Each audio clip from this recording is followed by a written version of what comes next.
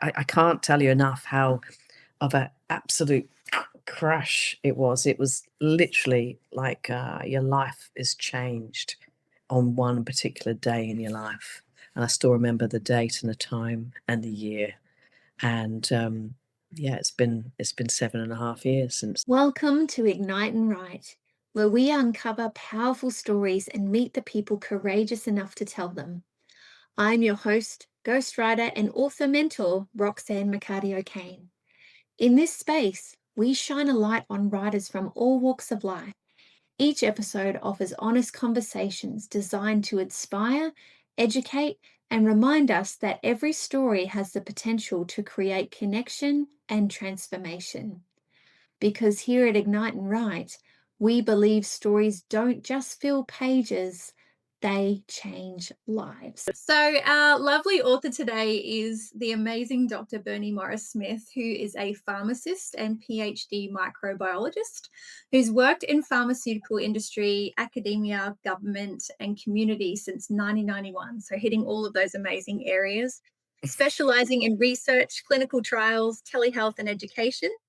Her global career spans Europe, the USA, and Australia, where she's led startups and consulted widely. Berni is passionate about Indigenous health and supports remote communities and advances healthcare accessibility.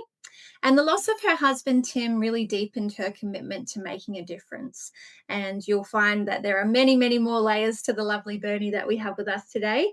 And we will be talking a lot about her memoir, The Griefcase, which marks the next step in her lifelong mission to improve lives through medicine and innovation. So, first of all, I want to say a huge thank you for joining us today, Berni. Thank you, Roxy. It's lovely to be part of this community. I love the book title. I've always loved the book title ever since you mentioned it to me, and it is The Griefcase. So I would love to hand it over to you straight off the bat, Berni, to share with everyone what The Griefcase is about. Thank you. Thanks so much, and welcome everybody. Yeah, the grief case, like it's if you actually Google it, there's a few other people have also got that name, but it was very much a personal thing for me to to call my book The Grief Case. I had a few other versions or titles, but what is it about? Is really, I will say, it's a story within a story within a story. It's a story and a memoir of how I came to Australia with my husband and our passion and dreams of what we wanted to do here. I'm obviously, you can probably tell if I put my best British accent on, that I do have the great homeland accent from the UK. We came out in '99, and I've softened now to become much more Australian, which I'm very happy about. But the story itself is in three parts, and the full title of the book is The Grief Case: Love, Loss, and Ridiculous Restoration. So the first part is about my love of life, a love of what I do, love of what my husband and I wanted to do when we came to Australia. So it builds this beautiful background, which for me was my story of why, writing it for my kids, if anything else, of why my husband and I came out to Australia, what our dreams were, and how he got so involved in a project so far remotely away from here on the Sunshine Coast where I live. And it's actually about a community in the centre of Australia and his passion for that, but how that actually, during that time, he got very sick very quickly. I work in healthcare, and it caught me completely by surprise that I didn't even recognize the symptoms of my husband being very sick. And we literally lost him within 3 months of him being diagnosed. So this shock, I write about the loss in a way which is probably quite shocking, but I know that actually we don't talk about that enough, of what that really means in life. And I actually talk about the journey I went through personally with two teenage kids.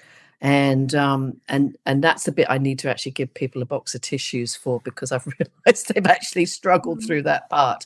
But the middle part, the loss, I actually talk about the loss of not only my husband and the grief and power from there onwards, but also what happened to me in the community, and actually how I lost friends as well, and the impact it has. And it's been like interesting since writing that people go, "Oh, thank you so much for saying those things." I'll talk about that a bit later, but and then the third part is my healing journey and how I actually then took on what I'd learnt through my own grief and what I wanted to share with others because it was the first time I'd been through quite traumatic grief in that way, but I wanted to use it for hope. And so there's a wonderful story in the third part, if you like, which leads to where I am today. And I think that was the powerful part of it was it was the grief case, love, loss, and ridiculous restoration. So it is a story within a story within a story, and it's a story about some very special people in the remote community in Australia where I connected with that knew my husband. And they're an Indigenous community, and they just took me on and adopted me. And that's been my restoration and time spent, really spent yarning and spending time with First Nation people. That actually has been my hook to a lot of healing. So that's in a nutshell what the book's I about. know. Like I said, there's so many layers to unpack with this beautiful book because, yeah, it does cover so much more than just, your Sure. standard story of grief. And that's what I've always loved about the grief case, Bernie. Not only that, but your beautiful writing style as well. Like you said, you've had to hand people tissues.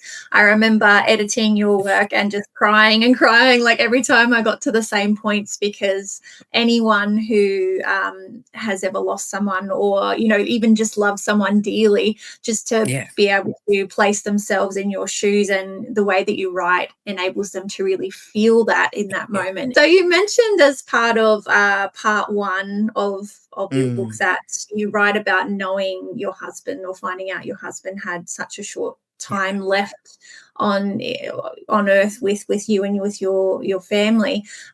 So I would love to give you, for those of you who are watching who are navigating grief or maybe finding themselves in a similar position at the moment, how you were able to navigate this as a wife and mother, not as a carer or healthcare Yeah. professional. Mm.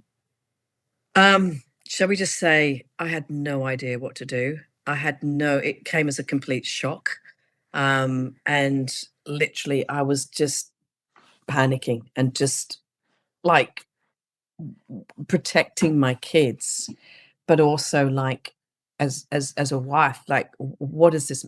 It was shock. I think the first thing I would say is how I navigated this, I had no idea. I felt so inexperienced. And I think that's probably why I wanted to write about it because Mm. I know since writing about it that I've touched people just going through something similar or something that even sort of relates. They've gone, thank you. Because I felt alone. I felt I didn't know what to do. I didn't know where to go. I didn't know what was going to happen. But we felt stuck, we felt completely isolated. There was these feelings, and your brain freezes. And it's just like you're walking in slow motion sometimes and just thinking, what is going on? How did I navigate? I have no clue how I ever got around. It took one day at a time. And I think that was the message that it's so personal. It's such a individual journey, yet there are some commonalities there. And one of the things I wanted to write was what I learned on my journey. So in each chapter, I put in at that time how I felt as a mum, how I felt as a mother, and what I would say now to myself then. Like, oh, look, if you did really well, you did all the best things you could have done. You could. It was not in. So, yeah, I had no idea. It was like a whole new chapter of my life that literally I've been landed with, and I didn't know where to go to help, and I learnt where to go for help, and I wanted to put that in as wisdom for people Mm. that may at least, if you knew someone going through that, at least you can say, well, look, oh, look, there's some resources here, or there's some places to go. Oh, this person I've read his book has done this, and oh, right, okay. Or how to even, like my friends around me too, like it was the shock. I can't tell you enough how of an absolute crash it was. It was literally like your life is changed on one particular day in your life. And I still remember the date and the time and the year. And yeah, it's been 7.5 years since then. So Wow, that's incredible. yeah. Yeah. And so much growth, evolution, like Mm, new life paths, all these amazing things have opened up for you mm, since then, as well as challenges, of course. It's not always sure. sunshine and Yes. rainbow. But the title itself is such a Yeah. powerful metaphor, the grief case. There are so many books out there that cover sort of the clinical side of grief, the Yeah. 7 stages, all those sorts of things. But Sure. as you came to experience, and many people do in real life, that it's not as clean as that. There's no No. flow, there's no No. process that you really go through. So I'm curious to find out when the idea of grief as something that we carry around sort of first came up for you, and how that shaped the way you approached your writing in your book. Thank you. Yeah, I think it was really, I think it's sort of my metaphor of like what you carry is actually what's inside, and not everyone sees that. And I remember one time, I had my handbag, and I tripped over one time, and I spilt my contents of my handbag. This is long, long, long time ago, and I think there's a lippy in there. I think there was a nappy, and there was something else. It's a bunch of keys. There was actually house keys. There was something else. There's something else, and there's a diary, and it was like this, and I thought, oh my god, that's like a story of someone's life. And I thought, hang on a minute, it's like, yeah, it's like a briefcase, because I obviously, take my briefcase to work, and you always like collect things in your briefcase and don't always empty it out. You've got memories in there of stuff that, oh, that'll come in handy, or this or whatever. And as I was going through, like writing about this, was like, yeah, there's so much inside me that people won't really know unless I actually open it out and spill over and trip up and empty it out. And I think the concept of the grief case came about, and I'd write this in the beginning, and it's not a spoiler. It's the introduction. It's like, look, I'm going to spill my contents of my bag open, but I don't want you just to scoop them all up and fix me. Don't fix me. I want you to sit with me and actually find out what's in my bag. What am I carrying with me? And that metaphor became more and more powerful as I started writing, because I had other titles for the book. It was like something, something, something, and then the Griefcase, or it was, it wasn't such a powerful first word. And I went back to it in the beginning, at the end, and realized that it was actually what I carry. It's so personal, but I want to share it with you because I know what I've learned, or what I've experienced would make a real difference to somebody else going through the same thing, that just hasn't perhaps got people around them or people to actually share. So that's how the concept of briefcase came grief case, because it wasn't just about death, it's about life. It's about things that change. It's just, you're going on one journey and something happens to you, and you're over here. So the loss is not always about it, maybe what your dreams were, or maybe about a career or a job, and something happens to you and you're over here now. And that's, so you're grieving what could have been. It doesn't have to be losing someone. It could be a phase of life or something else. But how interesting is that to find that out about somebody? So it became more powerful the more I thought about it. So you carry stories with it. Everyone has a story about how they came to be where they are today. I'm sure those who are watching this are going, yeah, definitely. Why am I in Australia now from England? There was grief for coming over from the UK to Australia, the things I left behind. But what I've Mm. gained, grown from that, has been a journey. And so it became more like, no, I have to call this the grief case. It's not a sad grief case. It's actually an interesting grief case. It's change. But I've got little souvenirs in my bag that I'd love to share with you, and these are important to me. Let me show you this. This is when I, whatever, whatever, whatever. So that was how I got to carrying my story, my life story, if you like, in my grief case.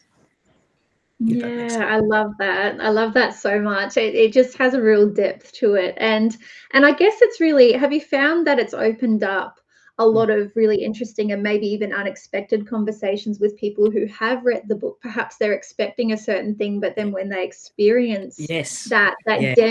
depth and all those different levels playing out on the pages, that the conversations that they have with you after that really shift. Totally. And it was like, oh, I never knew that about you. Or I never looked at life like that. And it was actually, rather than seeing, like, as we grow through our life and things change and it's losses and it's a negativity, it's actually an Mm. opportunity for growth. And it's actually a gratitude of what you've had. And I was like, oh, thank you for sharing that, because that's helped them move forwards. And it's actually, I found the books really help people not knowing what to say to people that are going through a tough time. They've actually used a few things to help people go, oh, actually, and they've said a few things I've said, and that's been a help for them. It's been like a few keys to unlock some conversations with people. They're grateful. I've had a lot of people go, thank you so much. It's been really powerful. So that's really been key. Everyone has a story, and everyone's worth listening to.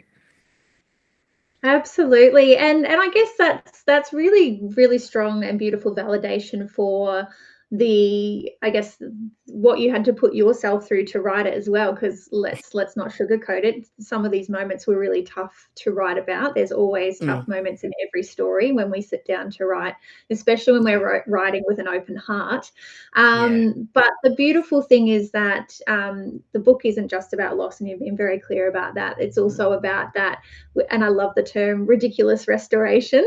So why was it so important for you to make sure that you had that balance, that you could tell both or all the angles of the story rather than focusing solely on that grief? sure. Well, the writing about the sadness and then the grief and the process and all the memory, I think it was all in my head so much. It was, you carry so much in your head. This is your grief case.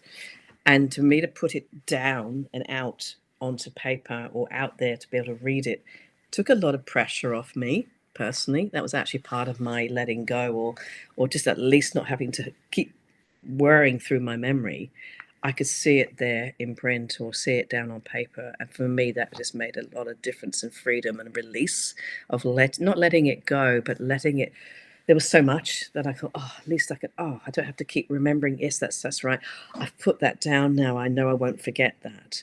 And that was on the negatives of the sadness side of things. It was very important to, it's a process of healing. And I've actually had a lot of professional help in people journal, right? Okay, this is how it started. I started journaling in various different books. And in the end, I realized I had a story of this time. But as I was going through my journaling and going through life, that I realized that there was actually things that I was starting to be able to do myself that I would never have done had this had not happened to me, or I was able to write about this. Then the opportunity of how I went through restoration was so personal, but it was so special, to be able to meet Indigenous people.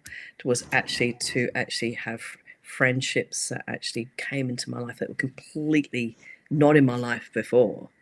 That actually was a whole new world that opened up, and I thought I need to share this as well, because Mhm. this is actually, when you're going through one season and it's so hard and you can't see the wood for the trees, to know that there's a light at the end of the tunnel, and you don't know what that light is, that there will be something good again. And I started thinking, no, I need to share this, and I went through such a second wave, if you like, of grief after losing my husband. It was actually the friendships and things like that changed, but in that journey, I hit rock bottom. And I wanted to share very vulnerably where I hit rock bottom and how I built that back up. And since then, I've actually been able to help a lot of people. I've done a mental health first aid course. I've done other things and done grief coaching accreditation now. But I've equipped myself. But I knew that I've been and walked that journey. But my personal restoration was actually climbing to the top of a mountain in the middle of Australia, and I've actually been there 3 weeks ago. Actually, I took myself out there for a little bit of time out. I needed a bit of restoration again, so I found my little spot. But it was just such a beautiful way to create for me to connect with creation, to actually connect with life as I do now, and my healing and the people I met along that way. I wanted to share that because I want to give people hope. This was, again, a personal journey of hope, but when you've been through such trauma, and it was quite traumatic, to go through and find restoration in a most crazy way. There's my book on the shelf there, you see, sitting on my little spot there on the mountain. I love that spot. And people have been there since we've got the book, and they've gone and found the spot and sat there and sent me a picture of the place. And they said, it's special here. There's something, you're right, there's something about coming out to the middle of nowhere, but finding such healing and time out and just finding yourself. And it's such a cliche, isn't it, finding yourself? But actually, it's not focusing on the negativity. It's actually focusing on the opportunity of actually there is life beyond your trauma. And there's actually, it's a choice. There is a choice in yourself thinking, well, am I going to wallow or am I going to step out of this? And the only key I had for it was one day at a time. Today was a very important day. Each day was important to get through, to get beyond.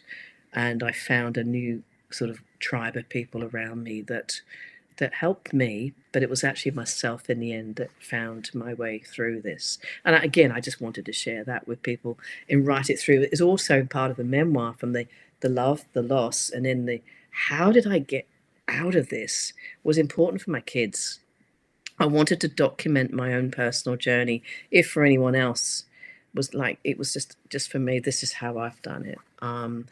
Yeah, look, everyone has their own personal side of things, but I think it was to encourage. And because in writing about it too, made it real for me. It made it absolute, like I put the stake in the ground. I'm not the same as I was, because I'm actually on my way back. And it was ridiculous. There were things that happened, stories I've written in the book. You would not imagine things that happened. And that's crazy. No way that could ever happen. And yes, it did. Just connections with people and just opportunities that came by my way, and signs and yeah, I'm not spoiling it, but it's just it gives me great joy still to this day to know that it changed me, that my restoration journey is still happening.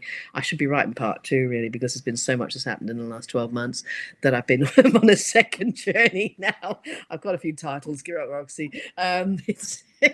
It's like life's little journey and memoirs. But I think it's really important, if I was going to start being vulnerable, that I needed to keep that thread of vulnerability, of how I felt in those things and the wisdom I gained along the way. So that's why I didn't focus on the grief. I wanted to focus on the restoration, because I am not the same person I was 7.5 years ago.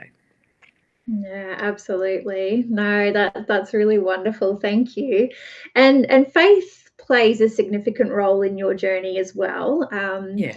And it was beautiful to see, sometimes when terrible things happen to us or the people around us, we can start to question our faith and our beliefs, even Yeah. if we've had them for our entire lives. So that was another element that you were really open about sharing, Yeah. how you did question that, and that was challenging for you. But the beautiful Yeah. connection to the mountain and to the Indigenous community really did help to nurture and reignite almost that spiritual connection within you, which was really Yeah. beautiful to read.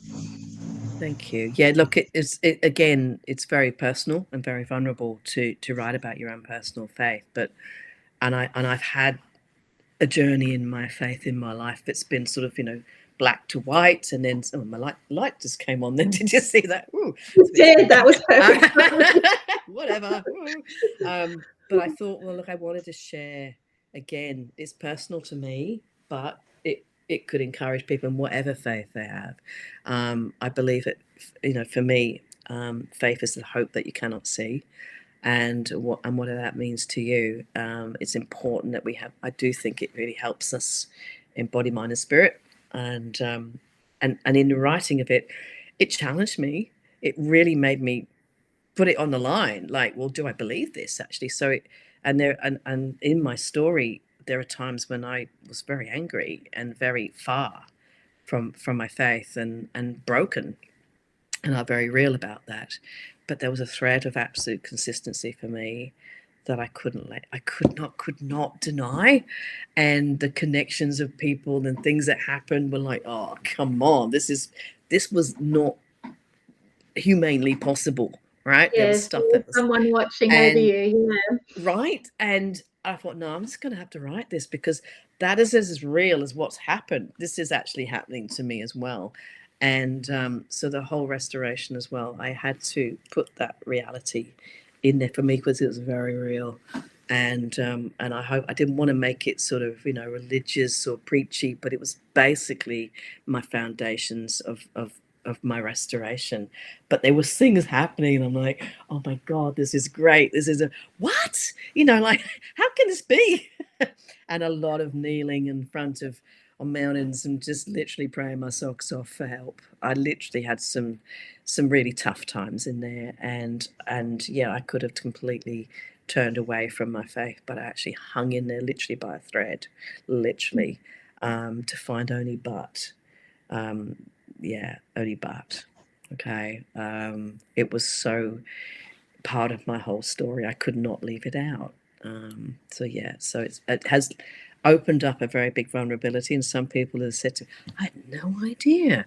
And I went, well, that's okay. You never know till you ask people, but then not everyone asks. So, but Of I course. love that conversation that I've had with people, and it's opened up new doors um, around campfires and chats, and people can see it too, which is lovely.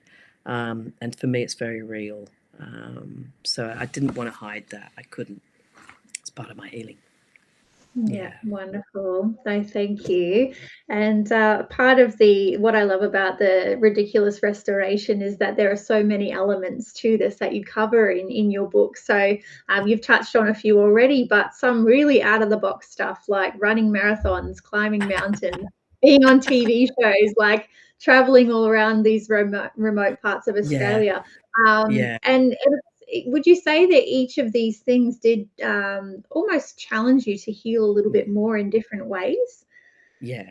I took myself right out of my comfort zone. I really did. Like, I know I hate running. I really don't do running as a sport or an entertainment. And one of the things I think it does happen when you lose someone in your life or something major happens in life, you think, no, I'm going to do something so impossible that I actually ran a half marathon. It was 21 Ks and I couldn't even run a K. So I literally one New Year's Eve decided I'm going to do this with two other friends, and we did. And we actually did 8 months training. And the story of actually doing that and what went through my head and why I was doing it, passion for doing it, that's all in the book. And you know, I went on a TV show called Adventure All Stars and raised some money for charity and did all kinds of crazy wild things that perhaps I wouldn't normally do, and met other people that do that. And again, taking myself out of my own comfort zone to know that I was showing that I was restoring, that I was capable of new things. And this is all part of your healing, is testing yourself and stretching yourself to doing that. And yeah, climbing a mountain, I climbed that mountain about 27 times in the last 8 years. I've just walked it up so easily recently, and I feel like so well. But also the connection that out there is part of my whole spirituality as well, with being a First Nation and being up that mountain. It's very special. So yeah, I'm an adventure addict, if you like. I loved being on the road trips, doing and just traveling and meeting people on the road, and but being out in creation is part of my nature. It's being out there with bird life and animal life and land. I do a lot of painting now, as you can probably tell. I've done a few things. I've become more creative. I love being out in nature, and that's constantly now a pattern of my. If I'm getting fed up with this crazy world that we're living in, I'm just going to take myself out on a road trip, and or just go and see some people who live far away. And yes, it's good. It's good for my soul. So a part of me actually wants to share that with people too. So it's see what they do when they go out there. Yes, that's right. That's right. Oh my gosh. I imagine it would be a deeply personal experience for Yeah, everyone. Like everyone would yeah, experience that differently. So yeah, yeah, very, yeah, very beautiful. definitely in their own individual way. So yeah. Excellent. And you have forged some incredibly strong bonds with the First Nations Mm, communities out by this beautiful mountain. mm, I'm curious to discover a little bit more about what you've learned from them, their way of life, their way of being, their resilience, their sense of belonging, of place, of connection. mm. What have been some of the biggest things you've learned from being in their company and being part of their community? I think the most important thing is the simplicity of life and what's really important. They love the connection with people, and they listen to you. They listen to your heart. You matter. All right. It's not about what you are, what you've got, what car you got, what house you got, or whatever. What the sisters particularly, we connect here. And the times I've spent with my sisters out there has been without words. Sometimes it's just really connecting with under the stars, under the trees, by rivers, by brooks, by mountains, by being on the land, seeing the wildlife. Just it teaches you about who we are as human beings, not human doings. And their perspective in life is to love one another, to look out for each other, and forgive one another, and get on. They actually want to connect. They actually want to, reconcile, and they know there's so much in their own history of not that they part of the place that they are. This cross on a mountain. It's called the Forgiveness Cross. It's actually there. They want to reunite and reconcile their own tribes and families and communities, let alone black fellas, white fellas. So it's about grace. It's about just accepting people, but actually moving forwards in that. So it's a beautiful heart, very simple life, and you very much you matter. And I think if we can only take a little bit of that into every day, be kind, be gracious. It's everyone matters. Everyone's got a story. Everyone needs value, and that's where my healthcare sort of work comes through, representing them and actually listening to them. So I've actually been able to use that in my work as well, which has been lovely. Yeah, because especially around COVID times, you were doing a lot of work out in the remote communities, making sure everyone was taken care of, everyone was, getting access to what they needed. So, I'm still working in that area. I'm actually presenting in a conference in September, a rural health conference about how we access new medicines to new regions, and how we actually the answer's not no. So it's actually about how we can make that happen. I'm trying to break down barriers and challenges. And so many people go, oh, it's impossible, we can't do it. I'm going, yeah, we can. It's not easy, but let's work around it. I'm always looking to find new solutions to work around it. And, one of the joys I've heard is that one of the elders in the communities that I've known since they've finally, after 9 years, had his kidney transplant. And it was so exciting to hear that he'd actually managed to actually get that happen. They've been having dialysis for 9 years. It's a long time. And so there's lots of changes that have been happening, and just hearing how government's changed, and everyone else is going, yeah, we need to start looking at the farmers in country. It's not just Indigenous First Nation, but anyone rural and remote deserves health equity. So that's been my passion in my work, and that's really come from personal experiences of what I've been through, and also being able to travel out there and know what it's really like to be remote and rural. It's just not everyday knowledge. It's tough.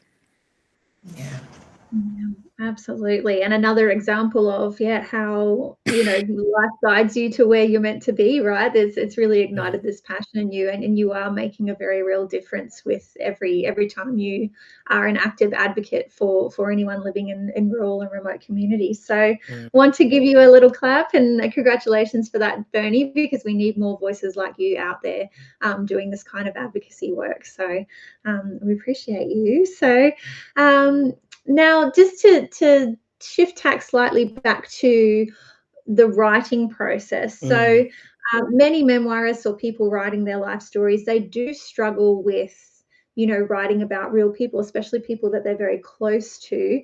So, I'd love for you to share your insights into how you navigated honoring your husband Tim's legacy, while also telling your truth and making sure that that you weren't even still, how would I explain this? That you weren't minimizing your experience. Sure. Yeah, look, it wasn't easy. And I think some of the hardest parts to write were in that first part of the end of the first section, where things deteriorate quite rapidly. The only thing I can think to is I hung on to my journals of what I was writing at the time. And thank God I did do that. because, there's many, as you know, you can write in many ways. You could write about angles of here and there, but I try to keep it as truthful to what was going on rather than my impression of what was going on, or the reality of it, or the hurt, or maybe the anger, or whatever. But look, it's never easy, and I think having someone else I didn't know to read it as well really helped me, because I'd obviously, with my story, I'd written a lot, but I will be honest with you. You really helped me, saying, no, I need more. I need to know more about what's going on in this section. I mean, no, I can't write about that. That's really no. I need to know more. Okay.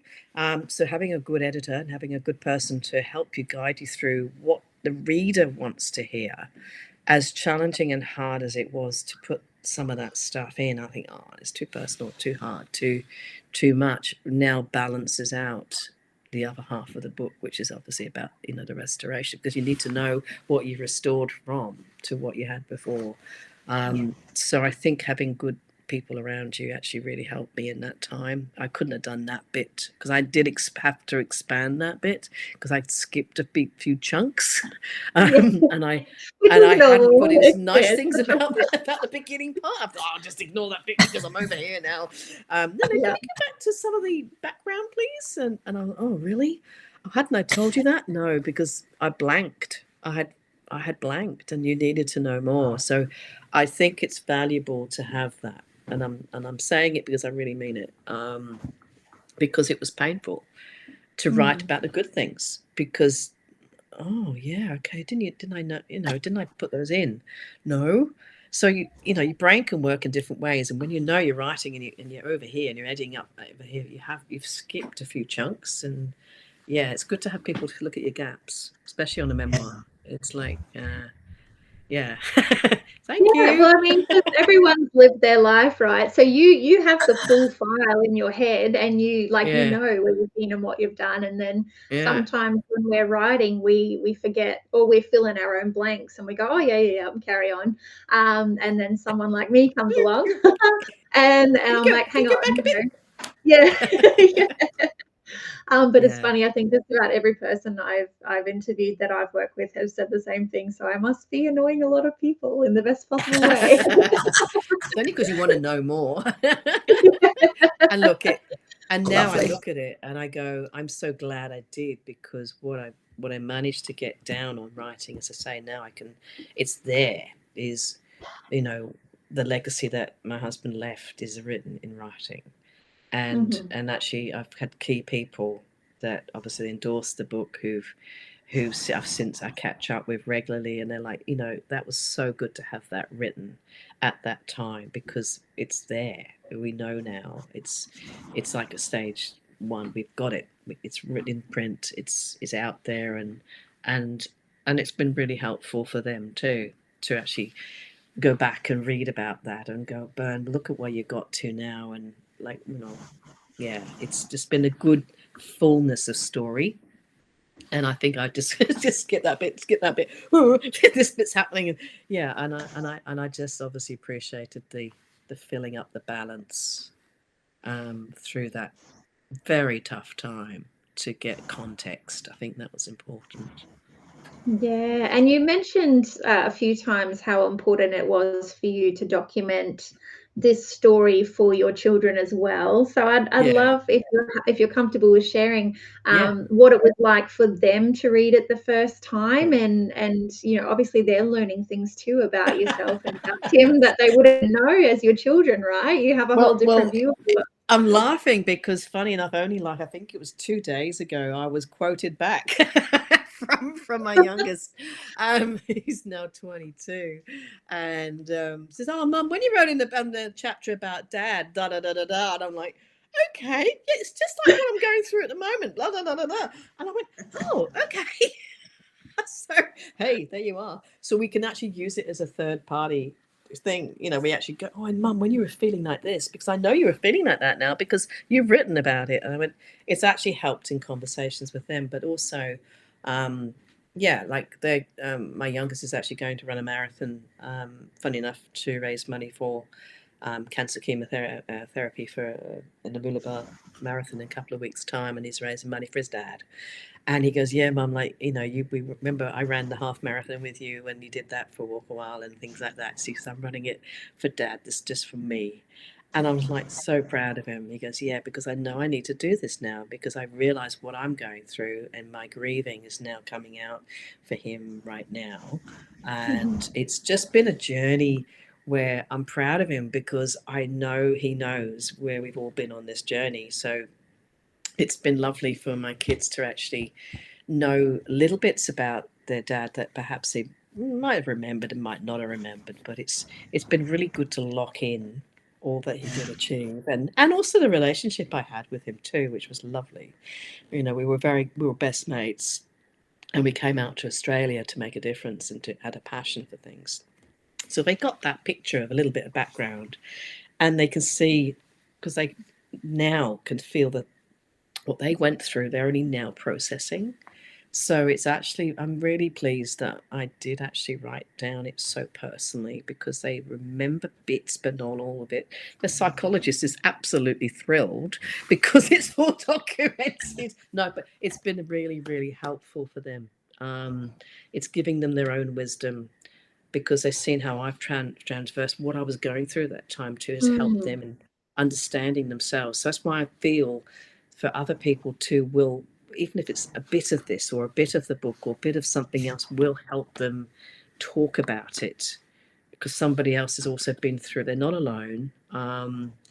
And it's such a tough subject to go through, but it doesn't have to be loss of a person. As I say, it could be a circumstance, it could be a split up of a family, it could be a change of job, it could be change of country, it could be change of all kinds of environments, changes where you think you were going. And that happens to us all the time in various other little ways. So the principles and the things of how we cope with that, we know that it will pass, we will get through, but it's how we adapt to how we choose to be in that will get us through, hopefully. And there will be, good new things that will come in time, but with good people around you to support you. And that's really important to do that. So, but yeah, it's been fascinating having my kids actually not read chapters back, but actually give the wisdom back to me when I've been going through something recently. And they're like, "Remember, Mum?" Okay, rightio, page whatever, yes, chapter whatever, yeah, okay. That's Read your beautiful. book, Yeah, Mum. Read your book. Okay, yeah. rightio. That's right, because they are young adults now, finding their Yeah, own way, yeah, finding their own careers, their own paths yeah. in life. And yeah, it's beautiful that they have had such a role model in yourself, especially if, that they're going on And I'm not their own perfect by any healing means. journey I mean, as well. but I've just walked it personally, but bumbled along in a lot of places. But I wanted to share the bumbling because my bumbling might be similar to somebody else's bumbling. 100%. We love authenticity and realness, and no one has ever done anything perfectly, even if they pretend they have. So so we love and appreciate real storytellers like yourself, Bernie, which is wonderful. So anyone who's been connected to any of my content knows that I always harp on about transformation. Obviously, you had this beautiful, ridiculous restoration before I Mm. even read your first draft of your book. You'd gone through all of that, but I'm curious to find out what you feel like your biggest transformation has been while going through the process of becoming an author and beyond. Well, it's very. I feel very proud to be an author. People stop and go, "Oh, really? How's it transformed me?" It's given me more confidence um, to know that I can tell a story, and it's actually helped me in life to know that there's more to just work. And um, and I think yeah, I could have achieved all these things in this and whatever and work and career wise and all the rest of it, but I think in life I've actually it's made me more real to people. It's giving them a whole dynamic of there's more three-dimensional rather than just what you see is not what you get. It's actually there's more depth. So I guess in some ways I want to do more in that area at the moment. It's been a year since obviously I've published. It's been over a year actually, and it's not for reasons that there's been not a lot of activity, but it's actually me actually processing, and there's been also other things happening in my life Of that are part course. of the next stage and of change and of life and wanting to share with people. So um, and I've been going through another layer of grief as well in other areas, and but it's actually, as I say, I'm learning from reading my own book that what I need to do is to help others and how I need to do that. Hence, I went through grief coach counselling and first mental health first aid. But I also, I want to blog more. I want to speak more. I want to share more in circles. Um, it's not just about healthcare work, but wellness and just seeing the impact it can have on others. So what it did was unlock me, but I'm being very careful and cautious. I haven't just gone out there, not $1 million seller, all the rest of it. But what it is actually in my, not yet, but Yeah, never say I, never. but I just see it's a careful step towards, there's credibility. I think it's given Mm, me credibility. I don't talk about it a lot, but I know that when I get the book, I go, oh my gosh, I needed this book, for so long. And I've had people that knew Tim actually wrote a beautiful review. It was actually a teacher's that he was actually working with, and wrote this amazing review of the whole thing. It was like an absolute synopsis. I went, "Oh my God, you really did read the book?" And he's like, "Hey, did this, did that." And it's funny. It was actually I kept thinking like, well, what would even Tim think about the book? mm, What would he? What bit would he love? And I think the bit he would love was the bit at the end when I'm just out traveling around Australia in my caravan and just having an absolute like connection with land and going out and doing stuff in Western Australia and healthcare. And I'm doing the amazing that he always said I'd do. And part of it mhm, actually, I think, is the book, is the amazing. It's an honor to him and a legacy to him, but it's also a legacy to what anyone can do in life to make a difference in people's lives. And it gives me purpose. It's still there as my purpose. And I think it's like a launch pad. It's as you say, it's there now. The story's written, right? No, I can't get away with it. It's out there in the world. mhm. Internationally, it's been sold, Yeah, and Canada, America, as well as England. And I know I it's think fun to watch it, isn't it?